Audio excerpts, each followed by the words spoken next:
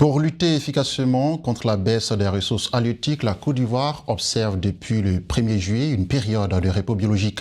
En mer, cette fermeture dure 1 mois pour la pêche artisanale et 2 mois pour la pêche semi-industrielle et industrielle. La Côte d'Ivoire fournit à peine 18% de ses besoins et elle reste donc largement dépendante des importations de poissons. Si pour la tutelle, c'est une mesure bénéfique pour la faune marine, le repos biologique reste tout de même une période de quasi-arrêt du travail pour certains acteurs de la filière. Côte d'Ivoire halieutique, les enjeux du repos biologique, c'est notre sujet du jour dans Éco-Débat et pour en parler, nous recevons sur notre plateau M. Dédi Séraphin. Il est le coordonnateur des points de débarquement aménagés au ministère des Ressources animales et halieutiques, MIRA, face à lui. M. Ouattara Patouma Achille, administrateur en charge de l'économie bleue de la FENASCOPSI, la Fédération nationale des sociétés coopératives des acteurs de la filière pêche de Côte d'Ivoire. Merci, monsieur, d'avoir répondu à notre invitation. Merci. Alors, monsieur Dédi, quelles sont les raisons scientifiques qui ont motivé cette décision, le repos biologique? Déjà, je voudrais remercier le plateau de votre émission pour dire que c'est pour nous un plaisir de représenter le ministère des Ressources animales et halieutiques pour parler de ce sujet important. Alors, avant même de parler des questions scientifiques, il faut dire que nous avons constaté, chaque fois que les acteurs vont à la pêche, que les prises sont baissières. Au niveau des chiffres, par exemple, je dirais qu'en 2016, nous étions à 100 000 8 tonnes par an de capture. 4 ans après, c'est-à-dire 2020, nous sommes passés à peine à 75 000 tonnes de poissons par an. Donc cette tendance baissière est estimée aujourd'hui à 33% entre 2016 et 2020. Donc devant cette situation où les acteurs reviennent de la pêche sans rapporter du poisson, le ministère des Ressources animales et halieutiques avait le devoir de trouver la formule qui s'y est. Donc le repos biologique ici est une approche basée sur l'environnement réel des ressources halieutiques qui consiste à limiter toute activité de pêche, mais aussi d'extraction de tout produit dans cette zone ou bien dans une surface considérée pour permettre à l'espèce de se reproduire naturellement à partir donc de son mécanisme propre de reconstitution des stocks. Contrairement par exemple à l'aquaculture, où on est obligé d'apporter des alevins, on est obligé de construire des infrastructures pour pouvoir mettre en œuvre la reproduction des poissons, ici on laisse la nature faire les choses en limitant l'accès ou bien l'activité humaine sur le plan d'eau. On se demande, mais pourquoi maintenant? Pourquoi maintenant? Parce qu'effectivement, on constate qu'on ne peut pas continuer indéfiniment dans cette tendance baissière. Je vous ai dit, en 4 ans, nous avons 33% de pertes en termes de capacité de production. Si on continue ainsi, on va être totalement dépendant de l'extérieur. Pour vous donner quelques chiffres, au jour d'aujourd'hui, la pêche telle que pratiquée en Côte d'Ivoire rapporte à tout au plus 18% de nos besoins. En Côte d'Ivoire, nous sommes autour de 675 000 tonnes de poissons par an dont nous avons besoin. Et là, nous produisons à peine 80-85% de poissons. Si nous ne faisons rien, au bout peut-être de 2-3 ans, on ne sera même pas en mesure d'avoir 5% de capacité propre de production. Alors, M. Ouattara Patouma Achille, vous êtes administrateur en charge de l'économie bleue à la FENASCOPSI, la Fédération nationale des sociétés coopératives et acteurs de la filière pêche en Côte d'Ivoire. Alors, on vient d'écouter le colonel. Alors, qu'est-ce que vous pensez du repos biologique et quelles sont les raisons qui justifient aujourd'hui votre prise de position face à cette décision du ministère? Bon, il faut dire déjà merci de permettre aux acteurs du secteur privé de pouvoir également porter leur voix sur la chaîne Medi 1 et dire que nous pensons qu'il y a, au-delà de toute pensée que cela pourrait sembler être une idée différente, une perception différente de ce que le colonel vient de nous présenter. D'autant plus que nous avons des problèmes réels avec l'écosystème aquatique qui ne sont pas forcément liés à la pêche. Moi, je suis heureux aujourd'hui que le ministre de tutelle soit allé à Adiaké, par exemple, pour aller lancer le repos biologique. Mais à Adiaké, il y a un problème qui n'est pas en lien avec la pêche. Il y a des unités d'extraction minière au Ghana qui font leurs activités, qui mènent leurs activités et qui malheureusement déversent les effluents, les déchets liquides qui viennent se retrouver sur la lagune Aby et qui empoisonnent cet écosystème.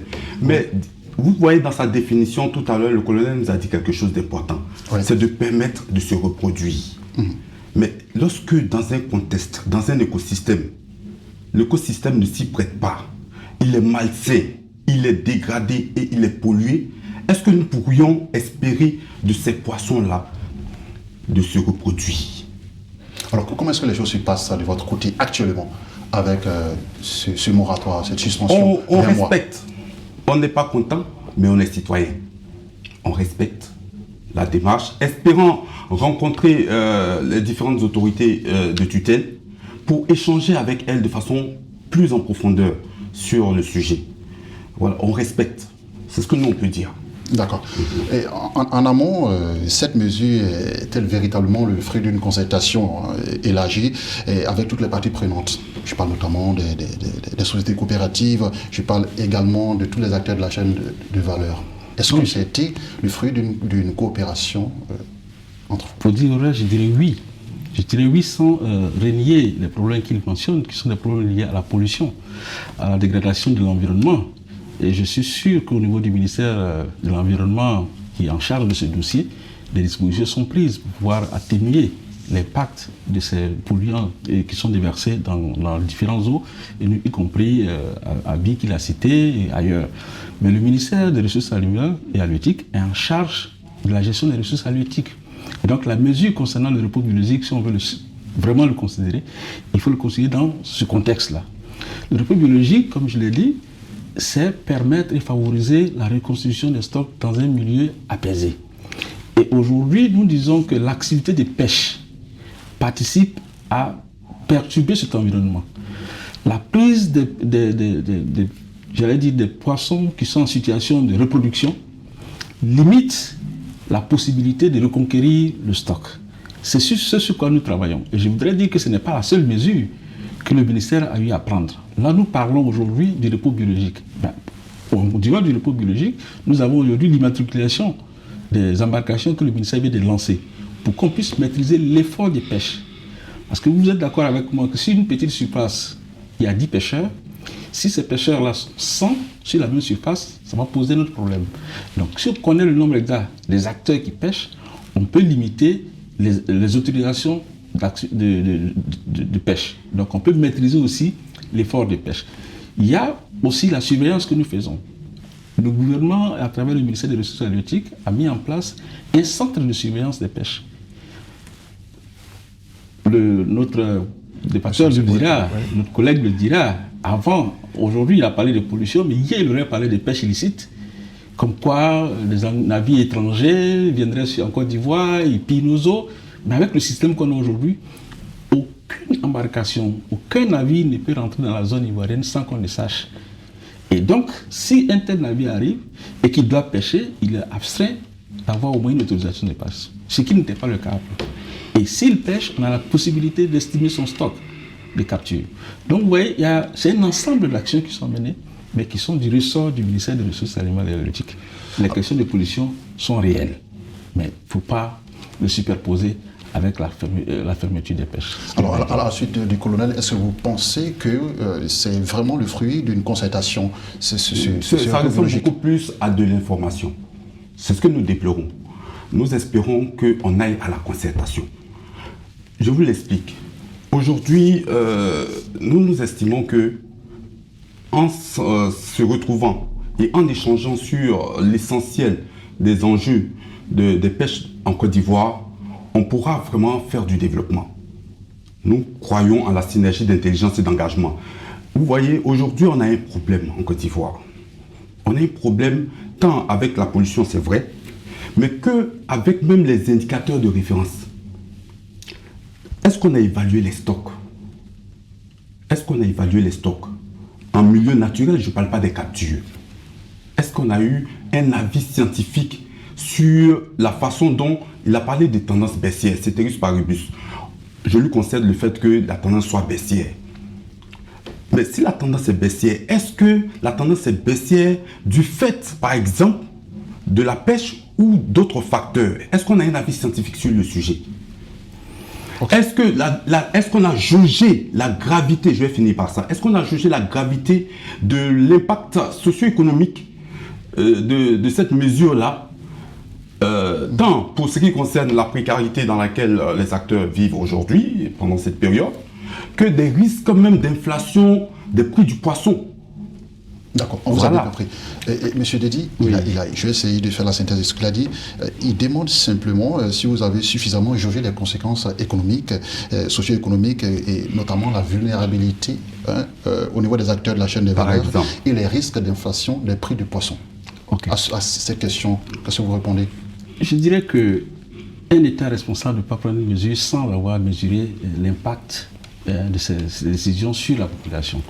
Est-ce qu'il faut dire telle mesure comme le repos biologique, quand nous la prenons pour le bénéfice de la population. Je vous ai dit qu'aujourd'hui, la production est baissière. Si nous continuons ainsi, même cette chaîne de valeur dont on parle ne va pas exister. Et c'est toute la coopération, tous les acteurs qui vont en pâtir. Donc la mesure est d'abord pour la population. Maintenant, quand il dit qu'on n'a pas fait d'études poussées, il y a plusieurs approches. Ici, il y a ce qu'on appelle l'approche de précaution, qui voudrait que dans une situation de gestion durable, même si on n'a pas de références suffisantes, il faut limiter, il faut réduire l'impact sur le stock. Et c'est ce que nous sommes en train de faire. Dire qu'il n'y a pas de concertation à ce niveau, je dis non, c'est pas vrai. Moi-même, je suis au niveau d'un point de débarquement aménagé et je reçois tous les acteurs, aussi bien les pêcheurs, les mareyeurs, les transformatrices. Donc nous avons l'occasion d'échanger et de parler de la vision du ministère par rapport à ce dossier. Et je crois que c'est l'une des raisons pour laquelle je suis là. Nous échangeons régulièrement avec les pêcheurs. Pas plus tard que la semaine dernière, le 20 samedi 20, l'interprofession, c'est-à-dire l'interprofession, c'est toute l'institution qui réunit tous les acteurs de la pêche, s'est réunie au point de débarquement pour qu'on échange encore aussi bien sur la fermeture des pêches que les mesures d'accompagnement ou bien des mesures d'organisation entre les acteurs pour pouvoir faire face au problème éventuel du repos biologique. Il a parlé aussi d'inflation. C'est vrai, je vous ai dit que la Côte d'Ivoire, sur toute l'année... Parce que le prix des poissons a augmenté. J'en viens. Sur toute l'année déjà, nous avons un besoin de 650 000 tonnes. Pour les 2 mois de fermeture de pêche, nos besoins sont autour de 2500 tonnes. Mais malgré cela, nous avons impliqué le ministère du Commerce, nous avons impliqué tous les acteurs pour qu'ils puissent, en prévision de la fermeture, faire des stocks. Et nous sommes allés jusqu'à 35% des besoins de l'année mobilisés sur cette période. Donc en réalité, il ne devait pas avoir de problème. Nous sommes aujourd'hui à 245 000 tonnes de poissons en stock dans les différentes chambres froides et des soupérateurs pour que sur le marché, il n'y ait pas de rupture. Donc en réalité... Mais qu'est-ce qui explique cette flambée pendant ce moratoire? Il faut encore vérifier cette flambée parce que déjà, il y a 2 choses que je voudrais dire. La première, c'est sur le terrain. Sur tous les points de débarquement, dans toutes les localités où la fermeture est faite, il y a un suivi qui est fait. Aussi bien sur le plan d'eau pour voir si l'activité de pêche est faite, mais aussi dans les marchés pour que les tarifs, pour qu'il y ait un suivi des tarifs. Ça, c'est au niveau du ministère des Ressources halieutiques. Et le retour que nous avons, c'est que les prix n'ont pas changé. Mais mieux, nous impliquons le ministère du Commerce. Et en accord avec le ministère du Commerce, il y a un arrêté interministériel pour qu'il y ait un plafonnement des prix. Pour que si dans cette période-là, il n'y ait pas de spéculation sur les prix. Donc le ministère du Commerce aussi suit les activités sur les marchés. Et le retour que nous avons, je suis désolé de le dire, mais c'est différent de ce que nous entendons sur le plateau ici. Donc c'est peut-être une action conjointe que nous devons mener pour pouvoir arriver à mieux comprendre ce qui se passe. Mais je peux vous dire que le ministère est très sensible et très à l'écoute de la population sur cette question-là. Alors, M. Ouattara Achille, il y a le colonel qui a parlé d'action conjointe. Alors, nous sommes en 2023. Vous saviez qu'il y aurait une édition 2 en 2024. Tout à fait. Alors, quelles sont les dispositions que vous avez prises pour que cette période se passe sans Grand dommage.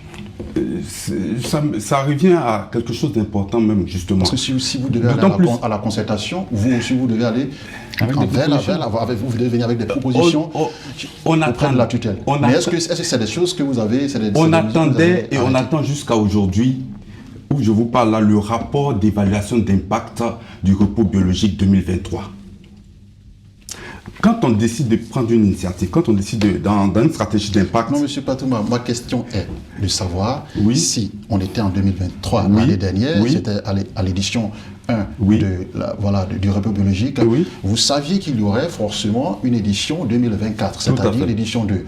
Est-ce qu'à partir de cela, vous ne pouviez pas anticiper en venant vers la tutelle, apporter peut-être des mesures peut-être qui pourraient alléger un peu nous avons essayé au niveau nous avons essayé, justement, nous avons essayé. Nous avons réclamé un rapport.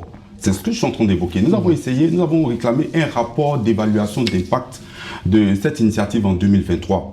Nous ne l'avons pas eu. Les gens nous ont dit de patienter parce que c'est dans la durée que ça va être intéressant. C'est ce que les gens nous ont expliqué. On dit d'accord. Mais est-ce qu'on peut avoir au moins des indicateurs de référence? Parce que lorsqu'on parle de 2023 à 2024, on se dit bon, peut-être que ça s'améliore. 2025, ça va s'améliorer encore mieux, ainsi de suite. Voilà. Donc, si on a des points comme ça, ce serait intéressant. Et ça, on ne l'a pas eu. D'accord. Mieux. Oui. Mieux. On s'est retrouvé dans une situation où aujourd'hui, regardez l'actualité, il y a le Cavali, l'actualité, le Cavali, là, il y a eu un problème où il y a eu un déversement. Ok. Et voilà, pas plus tard que l'année passée, il y avait des poissons qui flottaient sur la berge à Béomi. Le ministre est ressortissant de Béomi. Notre ministre de tutelle est ressortissant de Béomi. C'est pas dû au fait de la pêche. Ouais. C'est pas dû au fait, c'est vrai, j'ai cité Adiaké, mais ces situations-là ne sont pas dues au fait de la pêche. Alors, il y a une autre réalité encore, il y a la destruction, parce que si on parle des stocks, si on parle des stocks, aujourd'hui, Dieu merci, c'est la journée également de la mangrove. Si on parle des stocks, l'interlocuteur est forestier à la base. Il connaît le rôle de la mangrove sur les stocks, l'impact de la mangrove sur les stocks. Quelles sont réellement les insuffisances que vous relevez? On relève deux choses. Oui. On relève le fait que on n'a pas la démarche à suivre là, on a failli à ce niveau. On relève aussi qu'on a failli également au niveau du choix des priorités en termes de mesures de gestion. Nous pensons que le vrai combat, c'est d'abord la préservation de l'écosystème dans lequel le poisson vit. Parce que pour que le poisson prospère, pour que le poisson foisonne, il faut non seulement reconstituer le couvert forestier de mangrove, mais il faut également s'assurer que la pollution là, on l'a tenue autant que se peut. Okay. Voilà le premier enjeu. Voilà. Colonel? Non, c'est ce que dit mon cher collègue du secteur de la pêche. Vraiment intéressant. Mais je pense que c'est parle plus des externalités du secteur de la pêche. Quand il parle de pollution et des déversements qui sont faits, ce sont des actions externes à la pêche et nous comprenons cela. Et je pense que le ministère est sensible et travaille avec les autres départements pour pouvoir résoudre ce problème.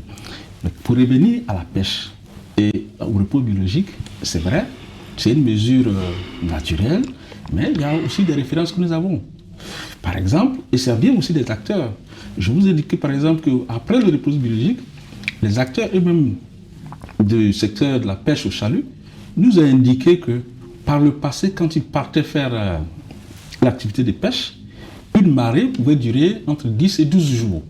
C'est-à-dire pendant 12 jours, ils sont sur le plan d'eau en train de chercher à pêcher pour remplir les cales avant de revenir à quai. Après le repos biologique, au lieu de 12 jours, sont passés à 7 et 8 jours parfois.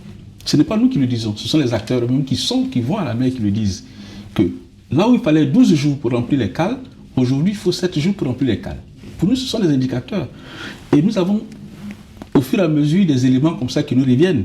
Et ce sont ces éléments qui seront consolidés pour faire le rapport dont il parle. Mais on ne peut pas tout de go commencer en même temps chercher à faire le bilan. Non. C'est une mesure, il faut aussi le dire que ce n'est pas une mesure propre à la Côte d'Ivoire. Ailleurs, comme au Maroc, et au Ghana, tout près ici, au Sénégal, c'est des mesures qui ont été réalisées et c'est parce que, effectivement, ça a un retour positif dans ce pays que la Côte d'Ivoire s'est engagée à le faire. D'accord. Mais est-ce qu'il existe un rapport d'évaluation, puisqu'on en parle, un rapport d'évaluation de l'impact socio-économique du repos biologique pour l'édition 2023, et est-ce que ce rapport a pu être mis à la disposition de toutes les parties prenantes? Parce que là, c'est important. Oui, pour l'instant, je parlerai plus d'un suivi que nous faisons. Il y a un suivi qui est fait pendant la période de repos biologique, et je vous l'ai dit, ça nous permet de savoir les prix sur le marché et tout ça. Après le repos biologique, on suit également l'activité pour savoir quel est l'impact que cela apporte aux différents acteurs. J'ai parlé tout à l'heure de pêche au salut et tout ça. Donc nous faisons le suivi. À la fin, on pourra sortir un rapport scientifique complet qui pourrait être partagé avec les parties prenantes, puisque c'est pour eux qu'on fait ce travail. Ce n'est pas au ministère de garder un document aussi important. C'est pour dire aux Ivoiriens et dire aux acteurs de la filière que votre filière était en situation critique et aujourd'hui, la situation s'améliore pour que la pêche soit durable. Donc on n'a vraiment pas intérêt à nous regarder le rapport, mais nous faisons le suivi pour pouvoir arriver à réunir le maximum d'indicateurs sur l'impact de cette activité. Alors vous avez relevé plusieurs insuffisances, mais qu'est-ce que vous espérez comme accompagnement du ministère dans cette période quand même difficile pour vous? Déjà, qu'on nous écoute, qu'on prenne le temps de nous écouter et que ensemble nous travaillons à diagnostiquer les vrais problèmes de notre filière. Vous voyez, monsieur le journaliste, il est important qu'on travaille en synergie. Il est important qu'avec notre ministère et avec les autres acteurs, moi j'entends bien et j'insiste sur la nécessité d'intégrer aussi la vie scientifique. Nous avons le centre de recherche océanographique qui existe en Côte d'Ivoire. Nous avons également le Centre national de la recherche agronomique qui travaille aussi, qui a des lucarnes sur tout ce qui est en lien avec l'eau. On peut travailler avec eux pour comprendre et pour éclairer la décision, pour développer véritablement notre filière. C'est important. C'est d'abord ça. C'est d'abord ça, parce que si aujourd'hui on entend la mesure, nous, on veut bien voir les résultats du travail qui a été fourni, du sacrifice qui a été fourni. Ça fait 2 ans cette année où on en est en termes de résultats. Quels sont les chiffres en termes de stock? Est-ce qu'aujourd'hui, pour une fois, notre ministère va commencer à travailler sur l'évaluation des stocks en milieu naturel? Je pense que mon cher ami du secteur privé pose des questions importantes dont nous sommes conscients. Pour ce qui est des avis scientifiques, d'abord, le choix même de la période d'instauration de repos biologique est basé sur des avis scientifiques liés à l'environnement écologique de cette zone. Il a cité le CERO, le Centre de recherche océanologique, qui travaille effectivement avec le ministère. Pas plus tard qu'hier, j'étais avec le CERO, avec une ministère japonaise, pour que nous puissions travailler sur les propositions à faire à nos partenaires pour avoir un bateau de recherche scientifique que nous n'avons pas aujourd'hui. Je vous parle vraiment aujourd'hui, la mission est encore en Côte d'Ivoire. Nous avons rencontré nos collègues du CERO pour qu'on puisse discuter des caractéristiques techniques, les modalités de gestion d'un navire de recherche scientifique en Côte d'Ivoire. Donc, mais ça, c'est des actions sur le moyen terme. Mais dans l'immédiat, le CERO est impliqué dans le travail que nous faisons. Ils suivent avec nous le repos biologique et ils vont nous fournir les informations au moment opportun. Donc, on ne travaille pas en exilo. Il faut aussi rappeler que c'est une action gouvernementale et tous les ministères qui travaillent sur la plateforme, aquatique, océanique, participent à ce processus. La marine, par exemple, est appuyée actuellement par le ministère pour pouvoir assurer l'effectivité du repos biologique sur le plan d'eau. Alors, vous, aujourd'hui, quel est votre regard sur la tenue des États généraux de la filière halieutique? Oui, l'un ne va pas sans l'autre. On peut toujours faire le repos biologique tel que nous l'avons envisagé et aussi avoir un cadre d'échange que, comme je le dis, l'État généraux, c'est une proposition. Vous avez demandé tout à l'heure quelles sont les propositions qu'ils font. C'est une proposition qui peut adresser au ministre et puis bon, on pourrait apprécier. Mais ce n'est pas une fin en soi en fait. Il y a des actions qui sont sur le terrain et nous sommes en train de travailler là-dessus. Monsieur Achille, qu'est-ce que vous pensez des États généraux? Ce serait salutaire pour notre filière. Quand on regarde un peu ce qui est réussi au niveau du ministère de l'Éducation, après des États généraux, vraiment, nous sommes tous friands de poissons en Côte d'Ivoire. Il nous faut diagnostiquer où se situe le véritable mal pour lui apporter le meilleur traitement. Ce serait salutaire pour notre filière qu'on fasse les États généraux. Colonel Dédi, Séraphin, vous allez répondre à la dernière question. Quelles sont aujourd'hui les perspectives de votre département ministériel, le ministère ivoirien en charge des ressources animales et halieutiques? Déjà, c'est de réussir le repos biologique, nous assurer que toute la population, tous les acteurs sont partie prenante de la mise en œuvre du repos biologique et qu'ensemble, on en bénéficie et on voit les fruits de cette mesure. Mais, comme je l'ai dit, le repos biologique n'est pas une action isolée. Le ministère travaille aujourd'hui dans l'identification des embarcations de pêche pour créer une base de données qui permet de suivre, j'allais dire, l'effort de pêche en Côte d'Ivoire. Le ministère aussi travaille à la sécurisation de nos plans d'eau à travers un centre de surveillance satellitaire qui permet de détecter tous les navires qui rentrent sur le plan d'eau et qui opèrent, ceux qui sont aussi autorisés, quelles sont les zones d'activité qu'ils ont. Donc c'est un ensemble de mesures intégrées que le ministère est en train de prendre et mener à bien pour que la gestion des ressources soit durable. Merci encore, colonel Séraphin Dédi Nadjé. Merci d'avoir répondu à notre invitation, monsieur à vous, monsieur Ouattara Kwatouma Achille. Oui. Merci encore pour les différentes contributions. Merci. Merci de nous avoir suivis. Restez sur Medi 1, l'information continue.